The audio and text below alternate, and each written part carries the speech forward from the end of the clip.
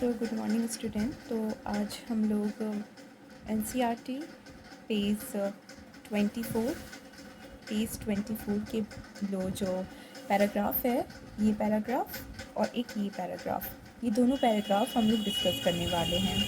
I hope कि आपको बहुत अच्छे से ये विजिबल हो और आप अच्छे से समझ पाएँ। कोई भी डाउट हो तो आप कमेंट कर सकते हो and I will try to give answer of all the comment. So पहला है कि pollen grain are rich in nutrients. ये एक मेन पॉइंट है कि पॉलन ग्रेन में बहुत सारे न्यूट्रिएंट्स होते हैं, ठीक है।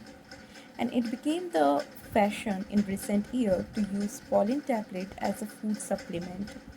देखो क्या हुआ ना कि पहले हम लोग जानते हैं कि फ्लावर में जो होते हैं ना, फ्लावर में होते हैं तो आपके पॉलन ग्रेन, हम सब ये जानते हैं कि पॉलन ग्रेन होते हैं फ्लावर में, राइट। सो पहले क्या होता था कि हम लोग बस इतना जानते थे, लेकिन अब क्या हो गया ना, ये एक फ़ैशन बन गया है। ये क्या बन गया है? एक फ़ैशन बन गया है। इस फैशन में क्या होते हैं कि हम लोग जो है हम लोग नहीं, एक्चुअली वेस्टर्न एरियाज़ में, ठीक है, वेस्टर्न कंट्रीज़ में क्या हो गया ना कि हम लोग पॉलन ग्रेन को कंज्यूम करते हैं ना। आप बोलोगे क्या, कैसे पॉलन ग्रेन को कंज्यूम करते हैं? क्या हम लोग ये करते हैं कि जाते हैं हम लोग फ्लावर के पास, वहाँ पे पॉलन ग्रेन जो होता है उसे हम लोग तोड़ तोड़ के निकालते हैं एंड देन उसके बाद खाना स्टार्ट कर देते हैं? सो आंसर इज़ नो, ऐसा नहीं होता है। हम लोग इसको जो है कंज्यूम करने लगे हैं, कंज्यूम करते हैं तो वो दो तरीके से कंज्यूम करते हैं, ठीक है। इसे हम लोग, सॉरी फॉर द डिस्टर्बेंस, सो हम लोग इसे जो कंज्यूम करते हैं उसे हम लोग दो तरीके से कंज्यूम करते हैं, ठीक है। सो पहला कंज्यूम करने का जो तरीका है वो आता है, आप या तो आप टैबलेट की तरह कंज्यूम करो, जिसे कि पॉलन टैबलेट कहा जाता है, पॉलन टैबलेट्स कहा जाता है, या तो आप सीरप की तरह यूज़ करो, ठीक है। इसे सीरप्स की तरह यूज़ करो, ठीक है। सो आप या तो टैबलेट की तरह कंज्यूम कर सकते हो या तो सीरप्स की तरह यूज़ कर सकते हो, ठीक है। ये पहला पॉइंट हो गया। सो ये एक्चुअली एक फूड सप्लीमेंट की तरह काम कर रहा है। हम जो ये कंज्यूम कर रहे हैं तो ये क्या है, एक फूड सप्लीमेंट की तरह हम लोग कंज्यूम करते हैं, ठीक है, सप्लीमेंट्स। देखो वेस्टर्न कंट्री, अब जो वेस्टर्न कंट्री जैसे कि आ गया आपका यूएसए, यूरोप, तो ये सब कंट्री में क्या होता है कि large number of pollen product हम लोग कंज्यूम करते हैं। वो लोग एक्चुअली कंज्यूम करते हैं या तो टैबलेट के फॉर्म में कंज्यूम करें या तो सीरप्स के फॉर्म में कंज्यूम करते हैं, ठीक है। सो ये अवेलेबल होते हैं मार्केट में। अब मार्केट, आप कोई सा भी मार्केट जाओगे वहाँ पे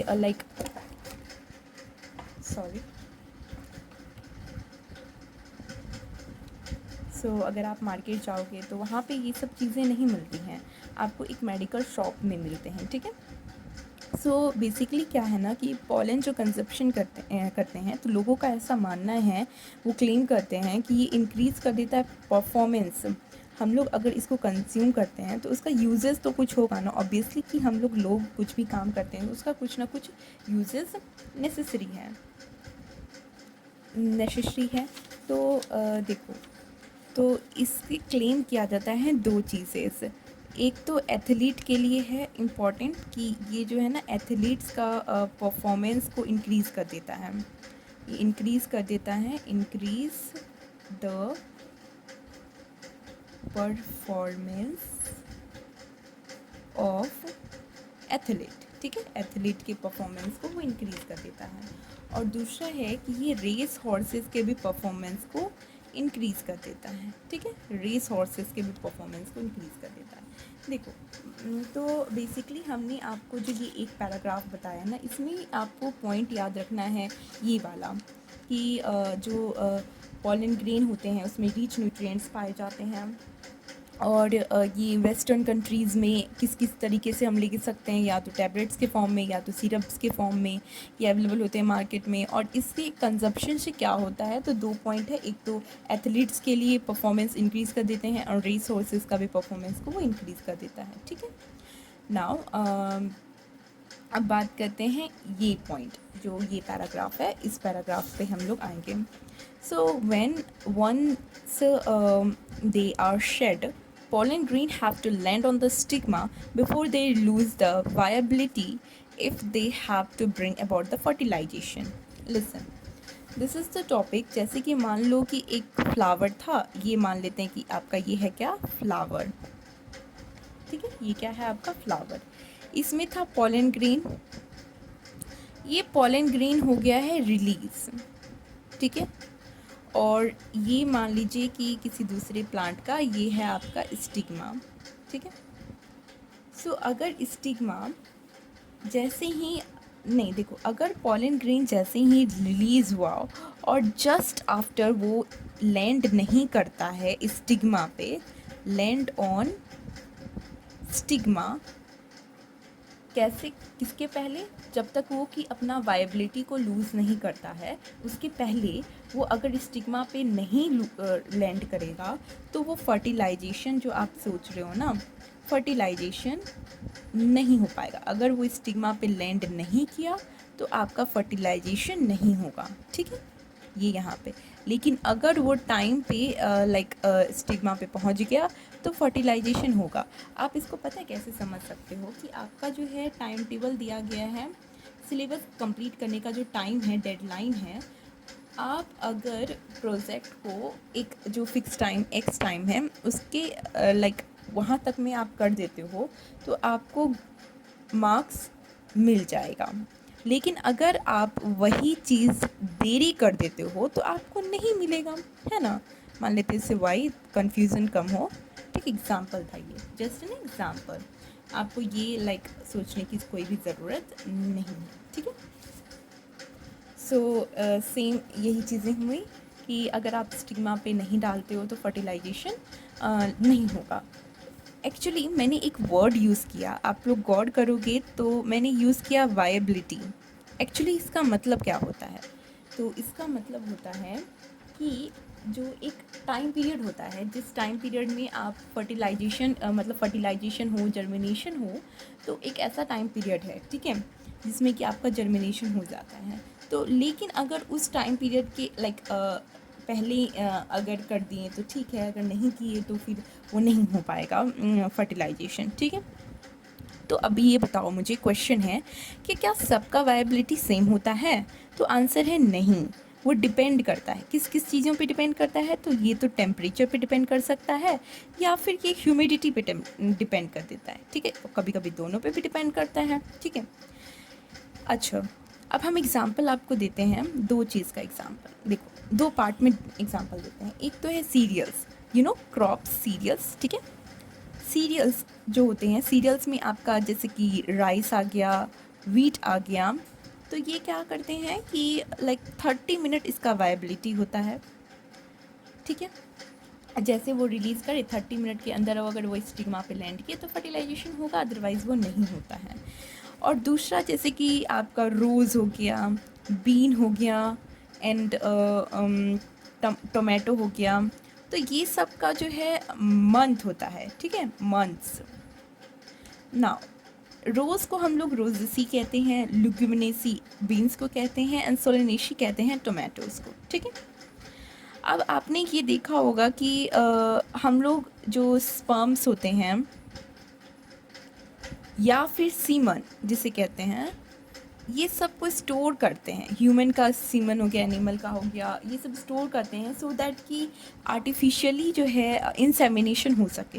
राइट, प्रेग्नेंट हो सके कोई भी मदर, राइट, मदर नहीं, कोई भी गर्ल्स. ठीक है, तो उसी तरीके से जैसे कि हम लोग शीट को भी स्टोर करते हैं कि जैसे मान लीजिए कि एक जेड कोई सीड है जो विंटर में होता है सिर्फ, लेकिन वही चीज़ें हम लोगों को समर में भी खाना है तो हम इस सीड का स्टोर कर लेते हैं, है ना, सो दैट कि हम लोग बाद में खा सकते हैं, है ना. उसी तरीके से पॉलन ग्रेन को भी स्टोर किया जाता है. ठीक है, पॉलन ग्रेन को भी क्या किया जाता है, स्टोर किया जाता है. ठीक है, पॉलन ग्रेन को भी स्टोर किया जाता है. अच्छा, यहाँ लिखा गया है कि हम लोग पॉलन ग्रेन को स्टोर करते हैं large number of species for a year in liquid nitrogen. In liquid nitrogen, liquid nitrogen में हम लोग स्टोर करते हैं जिसका कि टेम्परेचर 196 डिग्री सेल्सियस होता है माइनस में. ठीक है, Such stored pollen can be used as pollen banks similar to the seed banks in the crop breeding programs. और ये pollen grain को जो स्टोर करते हैं क्रॉप ब्रीडिंग जो होते हैं ना, उसमें बहुत ही हेल्पफुल होता है। क्रॉप ब्रीडिंग प्रोग्राम्स में ये बहुत ज़्यादा हेल्पफुल होते हैं। अब देखो हमने आपको ये चीज़ समझाया, बट अब हम समरी देते हैं कि एक्चुअली आपको क्या क्या मेन इंपॉर्टेंट चीज़ याद रखनी है। ठीक है, पहली बात तो ये चीज़ रखूँ कि वायबिलिटी क्या होती है, जो मैंने बताया कि एक टाइम पीरियड होती हैं जिसमें कि पॉलन ग्रेन रिटेन करता है एबिलिटी को, ताकि वो जर्मिनेट कर सके। ठीक है, स्टिग्मा पे। सो एक वायबिलिटी का मतलब आप लोग याद रखना, सो दैट कि आपको थोड़ा स्ट्रक्चर पता रहेगा, सीक्वेंस पता रहेगा कि कैसे कैसे हम लोगों ने किया है। ठीक है, एंड देन आपको ये मेन पॉइंट रखना याद कि जब वायबिलिटी ख़त्म नहीं हो उसके पहले ही हम लोगों को स्टिग्मा पे पॉलन ग्रेन पहुंच जाना चाहिए, तभी वो फर्टिलाइजेशन होगा, तब तक नहीं होगा। ये जो मैंने आपको फ्लो चार्ट बना के दिया ना, it is important flow chart. ठीक है, नाउ एक बात ये भी रखना है कि जो वायबिलिटी होता है वो चेंज होता है, किस किस चीज़ों पे डिपेंड करता है। तो मैंने आप लोगों को बताया किस किस चीज़ों पे डिपेंड करता है, टेम्परेचर पे और ह्यूमिडिटी पे डिपेंड करता है। ठीक है, एग्जांपल सीरियल्स का ले सकते हो, जैसे कि राइस हो गया, वीट हो गया, 30 मिनट करते हैं। रोज़, बीन्स और टमाटो जो होते हैं आपका मंथ्स भी लगा सकते हैं। ठीक है, और ये भी याद रखें जैसे कि स्पर्म और शीमन को हम लोग स्टोर करते हैं ताकि इंसेमिनेशन कर सके आर्टिफिशियली, उसी तरीके से हम लोग, और एग्जांपल जैसे पॉलन सीड को भी हम लोग स्टोर करते हैं शायद जिससे कि हम लोग स्टोर करते हैं ताकि बाद में हम लोग यूज़फुल हो। उसी तरीके से पॉलन ग्रेन को भी हम लोग स्टोर करते हैं। और किस में स्टोर करते हैं, तो ये इंपॉर्टेंट है कि लिक्विड नाइट्रोजन में, और टेम्परेचर भी इंपॉर्टेंट है -196 डिग्री सेल्सियस। ठीक, so thank you for this. मैंने अभी आप लोगों को 2 पैराग्राफ बताया। आई होप आपको समझ आया होगा। अगर आपको समझ आया होगा तो आप कमेंट करिए, लाइक करिए, शेयर करिए, और मुझे बताइए कि अगर कुछ आप लोगों को और भी चीज़ें चाहिए तो आई कैन मैं ट्राई करूँगी वो चीज़ आप लोगों तक पहुँचाने के लिए। Thank you for watching this video.